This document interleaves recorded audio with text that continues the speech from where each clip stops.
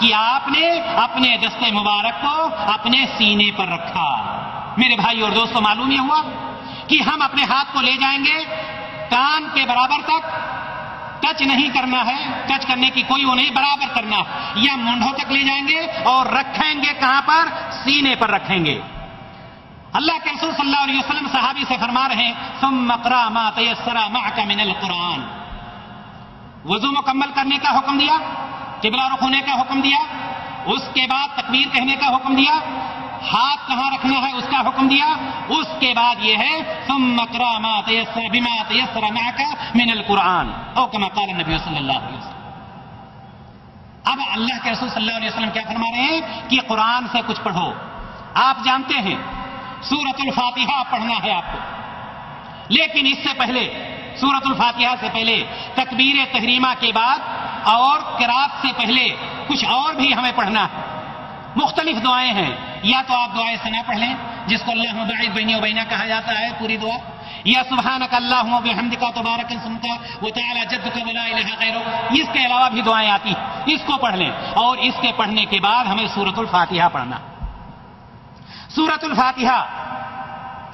الفاتحہ یہ آپ سمجھ لیں کہ ہر رکعت میں ہر شخص کے لیے، چاہے وہ مقتدی ہو یا امام ہو، یعنی تنہا نماز پڑھ رہا ہو یا جماعت کے ساتھ نماز پڑھ رہا ہو، سورۃ الفاتحہ ہم ہر رکعت میں ہر شخص کو پڑھنا لازمی۔ کیوں؟ اس لیے کہ نبی کریم صلی اللہ علیہ وسلم ارشاد فرماتے ہیں عن عبادہ بن صامت رضی اللہ تعالی عنہ ان رسول اللہ صلی اللہ علیہ وسلم قال لا صلاة لمن لم يقرأ بفاتحة الكتاب رواہ البخاری۔ عبادہ بن صامت رضی اللہ تعالی عنہ سے روایت کہ نبی کریم صلی اللہ علیہ وسلم نے فرمایا وہ رکعت نہیں جس میں سورہ فاتحہ نہیں پڑھی گئی۔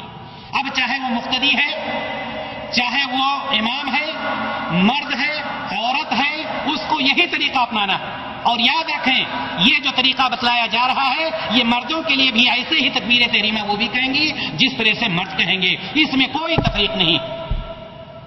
لا صلاة لمن لم يقرأ بفاتحة الكتاب۔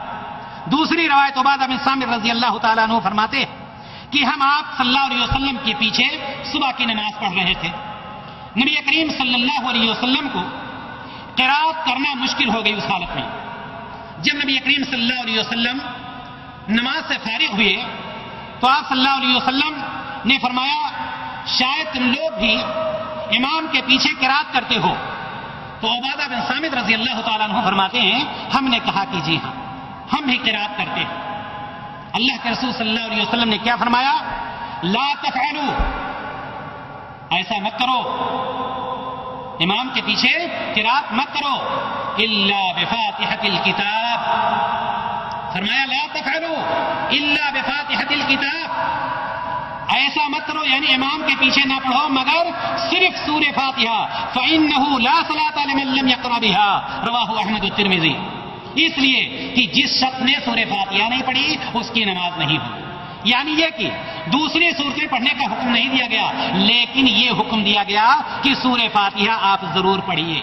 اسی طرح سے تیسری روایت سورہ فاتحہ کے بارے میں حضرت ابو ہریرہ رضی اللہ تعالیٰ عنہ سے آتی، عن ابی ہریرہ رضی اللہ تعالیٰ عنہ قال قال النبی صلی اللہ علیہ وسلم من صلی صلاة لم یقرأ فیہا بأم القرآن فہی خداج، رواہ مسلم۔ اللہ کے رسول صلی اللہ علیہ وسلم نے فرمایا حضرت ابو ہریرہ رضی اللہ تعالیٰ عنہ کہ جس نے کوئی نماز پڑھی اور اس میں ام القرآن یعنی سورۃ الفاتحہ نہیں پڑھا وہ نماز ناقص ہے، فہی خداج یعنی غیر کامل، یعنی ناقص مانی جاتی ہے وہ رکعت اور وہ نماز۔ میرے بھائی اور دوست، اب سورہ فاتحہ پڑھنے کا حکم دیا اللہ کے رسول صلی اللہ علیہ وسلم۔ سورہ فاتحہ کے اخیر میں آپ جانتے ہیں آمین کہا جاتا ہے۔ ایک ایک چیز کو ہم لے کر کے ایک طرف سے چل رہے، سورہ فاتحہ کے اخیر میں آمین کہا جاتا ہے۔ آمین یہاں پر بھی مسئلہ ایک ہے کہ کیسے آمین کہیں گے۔ آئیے ہم دیکھیں نبی کریم صلی اللہ علیہ وسلم نے اس کے بارے میں کیا ارشاد فرمایا۔ عن وائل بن حجر رضی اللہ تعالی عنہ قال كان رسول اللہ صلی اللہ علیہ وسلم اذا قرأ ولا الضالین قال آمین ورفع صوته، رواہ ابو داؤد الترمذی۔ اللہ کے رسول صلی اللہ علیہ وسلم کے بارے میں حضرت وائل بن حجر رضی اللہ تعالیٰ عنہ فرماتے کہ جب غیر المغضوب علیہم ولا الضالین کہتے تو اس کے بعد آمین کہتے تھے، ورفع صوتہ، اور اپنی آواز کو بلند کرتے تھے۔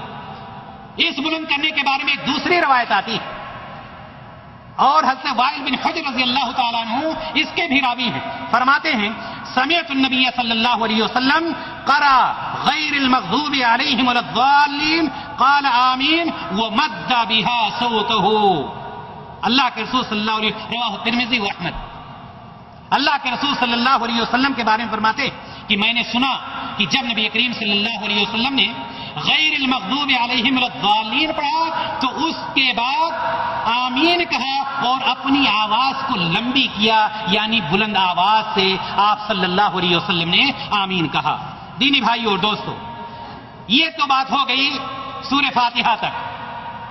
آگے اللہ کے رسول صلی اللہ علیہ وسلم صحابی کو کیا بتلا رہے ہیں؟ ثم ارکع حتی تطمئن راکعا، جب آپ نے سورہ فاتحہ پڑھ لیا اور اس کے بعد کوئی سورت پڑھ لی تو اس کے بعد آپ کو کیا کرنا ہے؟ رکوع کرنا ہے۔ رکوع کا طریقہ کیا ہونا چاہیے اور رکوع میں جائیں گے کیسے، ہمیں یہ چیز سب سے پہلے جان لینی چاہیے۔ حضرت ابن عمر رضی اللہ تعالیٰ عنہ کہتے ہیں کہ میں نے آپ صلی اللہ علیہ وسلم کو دیکھا کہ جب آپ صلی اللہ علیہ وسلم نماز شروع کرتے رفع یدیہ حتی یحاذی منکبیہ وقبل ان یرکع واذا رفع من الرکوع ولا یرفعهما بین السجدتین، رواہ البخاری و مسلم۔ حضرت ابن عمر رضی اللہ تعالی عنہ کی روایت فرماتے ہیں کہ جب نبی کریم صلی اللہ علیہ وسلم